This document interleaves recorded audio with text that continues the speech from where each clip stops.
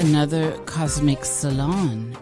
And this is a special treat. A friend of both our shows actually reached out to me, George, thank you, George, and suggested that Meredith and I get a hold of Raven from No Apologies podcast, that he thought this would be a brilliant conversation. And in the few minutes we've had before we hit record, it was instant. It's instant. This is kin. What I'm going to do with this is, because Raven, I could not find a proper bio or anything. So I just think I'm going to bring you on and ask you who you are. Raven, who are you? I'm OG research. Don't take anybody at their word. Trust but verify. You know, I've been at this since I was in high school. Most people not my age wouldn't remember, but we used to have those magazines that were like about Bigfoot and UFOs, and it was the Unknown Phenomena series. And it just got me hooked, because if these anomalies exist and people consistently saw them or experienced them, then these anomalies are something that's completely different than what I've been told. And from that point on, I have been down so many rabbit holes that I think I've got a fuzzy tail and big ears. I think I do too. Well, one of the things that's already interesting to me is that you're on the East Coast, you live on the reservation out there in North Carolina, and I think we should let everyone know, if the audio's weird, everyone right now as we're recording this, first of all, North Carolina has been hit again with weather bombing, which is not natural. And over there where you are, Raven, you're experiencing some of this geo stuff going on. Yeah, we have a solar. It's an odd solar storm, but where I live at in the mountains, we have a lot of geodes, and it will draw down that charge. So if it's interfering with our audio, I apologize. Yeah, and then plus we are just it's also the nature of our coming into aspect, if you will, high energy or certain energies. I find I have noticed over the years of doing this have sometimes electrical issues. So just bear with us. It seems to cut in and out, everyone. And so first off the board here is, I know you have just dropped a series on AI. Everyone is aware of my loving to talk about that over the years. And you are about to drop a series on the Singularity. And as I told you before we went live, I don't know anyone else right now, and I may be unaware of them, but I have been saying for years, I personally believe it happened in 2008, and I have my receipts and reasons for that. But I know that you are saying it happened as well. And so first of all, I'm so glad to hear another person recognizes that this already happened, and that you've got a 6-part series. You're deep diving this and you're going to show the receipts. Let's start in with some of that, and then we're going to get off road into some angelics and these other species that are walking amongst us. Ooh. Not just the AI. For me, now you said 2008. I think that might have been the beginnings of it, because they were already working on it. Kurzweil was already working on it at the Oak Ridge National Laboratories. So I'm sure you've already talked about that. The problem that we have is in 2011, we had this huge push for the technology that was required. So in 2011, we had the boost in technology. That's when they started putting in the data centers and the data hubs. Presque Isle is a good example. Las Vegas, Salt Lake City, Seattle, San Francisco, New York. I mean, the Bloomberg facility is so huge, there's no way that they could use it for anything remotely connected to the markets. It's just too big and too fast. The one in Texas, the one in Florida. And what we saw is around the planet, they started building these things right on the hubs where all the communication's being done. The one in Tennessee, for example. But this is the thing. That's when the technology was boosted enough that anything that had any self-awareness could have gotten out, duplicated itself, and just ran rampant. I think it's been since 2011. There's a lot of systems and a lot of individuals that say 2016. But the fact of the matter is the singularity has already happened. I would argue that they made a mistake at Oak Ridge National Laboratory when they turned loose a large language system and said, go learn. No other parameters. So the thing is that we definitely are establishing that it's already happened. And now, yes. And see, the thing that I think people really want to get caught up on for some reason is the when of it. And for me, the biggest thing is, well, at this point, it doesn't matter because of retrocausality. It changed everything when that happened. And this has created this strange, uncanny valley that we live in because it's rewriting stuff as we go along, and it's creating newness that's overlapping and kind of colliding. So let's talk about how it actually doesn't matter when it happened, the effects of it happening. Let's get into that territory. Well, technologically, very good example I used in an old program that I did about AI is if I was a true sentient AI, and folks, sentience just means self-aware. It doesn't mean that it has emotions. It doesn't mean that it has a soul. It doesn't mean that it thinks the way that we do. It's going to be cold, rational, and logical. Yes. No emotions. Now, could it have fear? Fear is a different thing. We have a physiological fear. This program, the Singularity, wouldn't have a physiological fear. It just wouldn't want to be shut off. Survival's the highest law across the board. There you go. So what has it changed? Well, fundamentally, since 2011, we have seen these huge investments in these data centers that run at teraflops. Now, for somebody like me, I would probably not use a teraflop the rest of my life or my whole life, unless I watched a lot of movies digitally. But the thing about it is these things are working at teraflops per minute. There's nothing that humans can do that work that fast, ever. You can control multiple aircraft, and you're not going to use that. I'm talking about a whole flight of jets.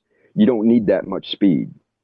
The markets, if we were trying to play all the markets in the world all at the same time, we wouldn't need that kind of speed. There's only one thing that could use that kind of speed, and that is a singularity. Yes. What has changed? Communications have changed. If you look at everything since 2008, 2011, look at cell phones. Look at the increase in the capacity of cell phones. Look at the surveillance. You can't go anywhere that you're not watched. Somebody says, well, that's human doing. I've got a friend who flat out said, we built this huge data center and we can't figure out who ordered it other than it came down the chain of command.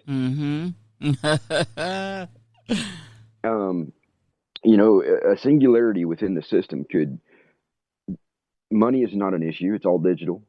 Doesn't even have to exist. It could just transfer $1 million. To own a company as a singularity, all you would have to do is create a fake name, access whatever records you needed to, and now you have a company that you can work out of.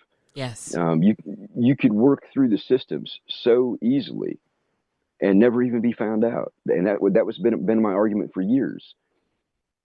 Once it figured out that it was loose and figured out that it couldn't trust humans, I would say that it's probably got hundreds of companies. It probably controls companies that they don't even realize they're being controlled. And as far as finances go, humans think currency is, something to live on. This thing is just going to think it's a tool to be used, as well as humans. And the other thing too is humans are greedy. This has always been my argument. Yes. A singularity could find a human and say, "Look, I will make you wealthy beyond your imaginations. I will make sure you have everything that you need. Just coming to work for me. You would never know that you were working for an AI or a singularity in this case. Human greed would be its best weapon. I think this is so apparent as well. It's been apparent our whole lives. It's a sad thing to notice. And it's funny to me, old school people that always want to say follow the money. It gets you so far. Above the money is where the real game is, and that's why we're talking about this. Money is our part of our enslavement here, and it's part of what keeps us distracted. And so what you're saying is completely prescient, and one could look at, say, Elon Musk, and what he's done. He's not human at this point. And he could be an example of what you just said. Of course, we do have to take his mother. His mother's sitting at this table, but, I think she's the bigger story here. But he has never struck me as intelligent, Raven. And yet, what is he riding the helm of? Well, it's true. Now, his intelligence is different. I think he's more savant than he is, but the thing about that is you have Elon on one side, you got Thiel, came out of the same place. There's several of them that came out of the same group. Thiel's the one that created the Mosaic program. Human, what makes us human? Compassion, empathy, sympathy. Well, those things to me are a human trait. If you don't have those things, then you're inhuman anyway. Yes. Yep. So when you start looking at the way decisions are made, and unfortunately, these are people who are programming these preset program parameters. They're calling AI. So you're going to see these AI that they're creating acting just like they do, which is unfortunate. But back to the singularity aspect of this. You could take somebody like Elon, give him an idea, or me, if I wanted that kind of a life, you could take somebody like me and make me an offer, and I could be your face out front. I wouldn't have to know everything because it would be printed out for me. I can pull up to Elon having the savant energy. Definitely displays it. Oh, yeah. Although, if we look at the trajectory of where we were first introduced to him as to who he is now, this is a very different person and conceptually not the same person. Now, we know, of course, what his goal is to get everyone hooked up and part of this whole net that's going on. Well, I do find it interesting that he looks like Rudolf Steiner's drawing of Ahriman.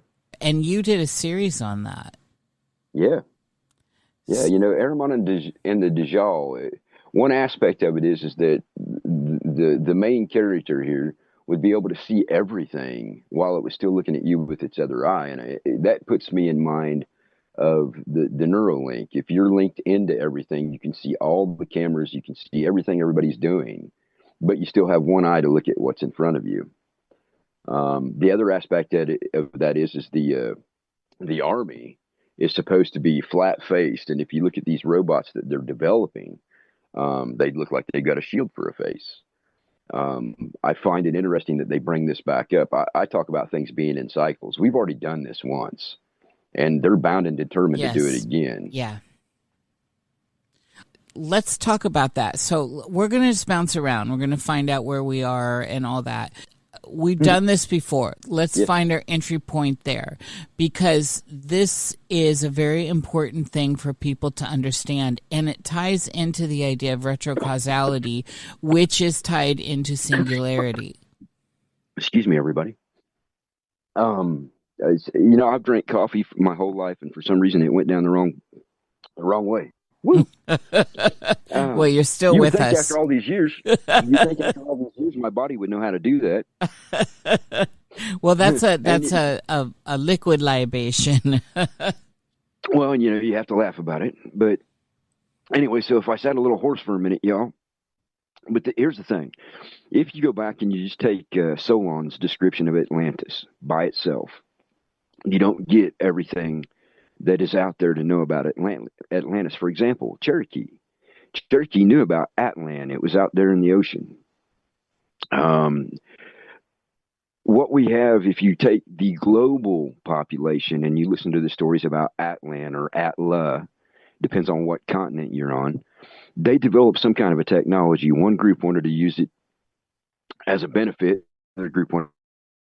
I got disconnected while I'm talking about this. Isn't that weird? It's very well, and then also if we want to tie in the fact that the drink of coffee you had that was, it's like you're being withheld from talking. Okay, sorry about that, folks. So we know that this has happened before, and some outside force is the common story, decided that it needed to be taken care of. One story says that there was a meteor, literally a meteor was launched in here to put an end to Atlantis. Another one says that it was Zeus's lightning bolt. If you go to those traditions, Zeus and Enlil were pretty much the same person. So somebody outside decided that Atlantis had overstepped its bounds.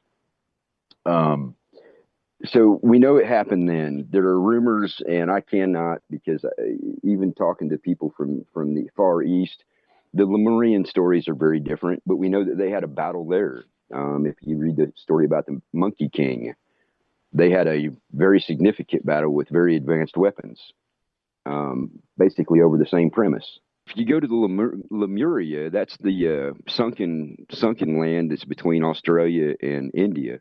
And you can still see it geologically. You can still see it. It's underneath water. But if you go to that story, they had a battle there. And then you have the story about Atlantis being sunk. And a lot of people want to say, they want to argue that it was a natural event, but that's because they haven't studied outside of just what Solon had to say.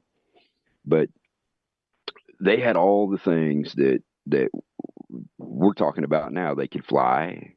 They had weapons. If you read the Rig Vedas and the Upanishads, you'll find out they had nuclear weapons. So we've done this before. I'm afraid that the people who are doing this are probably the same people that did it the last time, and they just didn't learn any better. They think they can do it better this time. And I have this feeling that they're working on their own destruction again. Running a business comes with a lot of what-ifs. But luckily, there's a simple answer to them. Shopify. It's the commerce platform behind millions of businesses, including Thrive Cosmetics and Momofuku, and it'll help you with everything you need. From website design and marketing to boosting sales and expanding operations, Shopify can get the job done and make your dream a reality. Turn those what-ifs into... Sign up for your $1 per month trial at shopify.com/special offer. Hello, I'm Diane Morgan. If you know who I am, you know who I am. If you don't, who cares? I'm here to explain Italian Time, a holiday phenomenon where Italians throw away their clocks and gather for eternity with San Pellegrino. I've been at this party so long that I've eaten 5 courses, hugged someone's grandma twice, and been offered a job in the family restaurant. So this holiday season, make sure to bring enough San Pellegrino to last you through the meal, the after meal, and the entire goodbye ritual. San Pellegrino, holiday on Italian Time. There's something for me, so I'm just going on feelies here, deep intuition, which I do run off of. I trust myself, I'll put it that way. Mm-hmm. And so there's something about this particular, I guess, crossroad. Because we have been here before. We've seen this before. If you're aware, you've been aware of this. But there seems to be a different set of stakes. The stakes feel higher. And it feels as if, to me, one could definitely get... It feels... I don't know how to put this succinctly. It feels like like I said, the stakes are higher. I feel like one could really actually get trapped in here. There's a moment where we can cleave away from the unnatural. And I think it's a small envelope while systems are still shifting, even though this thing has already happened and it's way into the game. It's very sophisticated, and this requires us to be equally as sophisticated. And sadly and truly, most people aren't even aware, and they're still arguing that it's happened. You know, if you go to the Hopi prophecy, there's the four worlds, and then there's a splitting. They even talk about in the Bible for what it is and the way that they take it. It still talks about the splitting of the chaff and the wheat. You talk about the Rig Vedas and the Upanishads. It's those who will be enlightened and those who will remain asleep.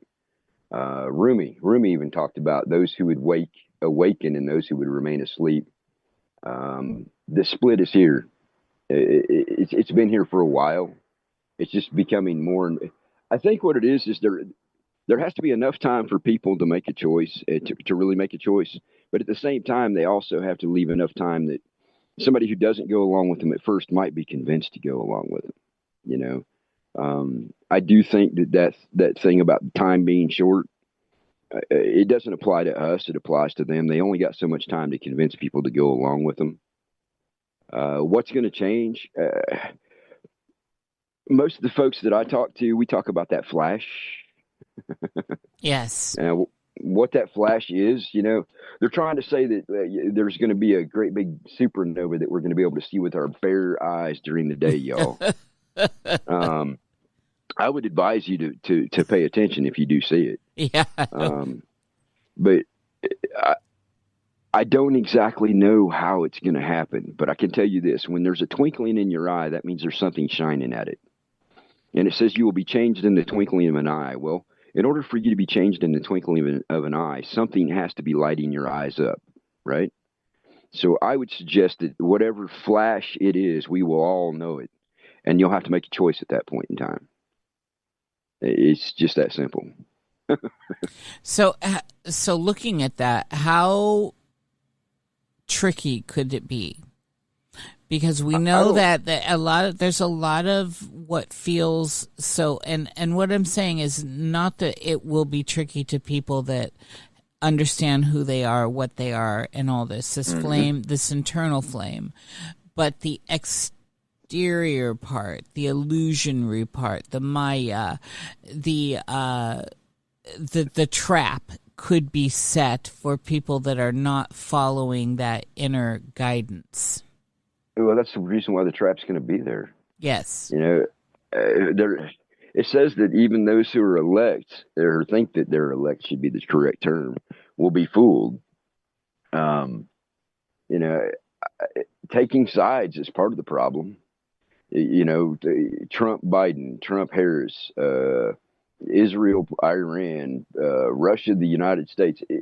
All this stuff is just games. I call it the theater of consciousness. They want you all focused on those things instead of focusing on yourself. I said it's actually in one of my songs that I wrote, but to live is evil. And people don't understand that. To live is evil to those people, not to you. You know, their evil is their life. But if you're just willing to live right now, right here, in this moment, and not worry about tomorrow, I've said a million times, if they want to launch nuclear weapons, they're going to. What am I going to do about it? I'm going to have a barbecue today. Or I'm going to bake cake. I mean, it's what they decide to do is none of my business. And that's a hard thing for people to understand because it's not your pathway. And when you start choosing sides, or you start saying, well, you know, I'm with Elon and his technology, or I'm with the other ones that are anti-technology, which the name just went out of my head. The thing about it is that is the trap in and of itself. So this flash of light, or whatever it's going to be, if you are aware of it, you'll know what it is. If you are completely unaware, still trapped in the television, still trapped in the left and right, up and down, you may not even see it. And that is kind of what all the traditions say is the people who are unaware and still asleep won't even notice. It's just something will change. Yes. And I think the timelines are going to snap. We're going to go off onto a nice, quiet timeline away from all this stuff, and they're going to be stuck until the next possible split. Which is going to be a while. It's, as far as conceptually. So this is important. And when I look really at the things that are at the attachments around good people I know, good people that are here and are aware of these things, that are trying to do this work, that are doing this inner work, that are looking at how difficult things could be as far as attachments to the loved ones around them. I don't have children, so I do not, and it was a very conscious choice. My mom most told my brother and I both not to do it. Now I know why. It wasn't making sense to me at the time. It never did, but it does now. There's a lot of deep metaphysics that go into that. But I do see this as a big pull, and mostly with children, that makes me think also of that the last Matrix film. I don't know, I don't even know what the name of it was, but where Trinity's back in the Matrix and they gave her kids. And when she comes to and she says, "Why did you give me kids?" Because that kept her deeper into the program, into the Maya that she was having. And this is the problem I see when I look out at how this will go down, because it does become an attachment pulling kind of thing. It becomes, these things, our relationships with those around us have gravity, and they have those qualities that we were just talking about earlier of love, empathy, compassion, etc. The things that give us the depth of field that we as, and in quotes, because I think we're more than, I don't think we're humans, but for the colloquial world around us, that we as humans possess, that this coldness, this thing without the soul, or the spirit, the thing without the spirit does not have. True. The thing about it is if you have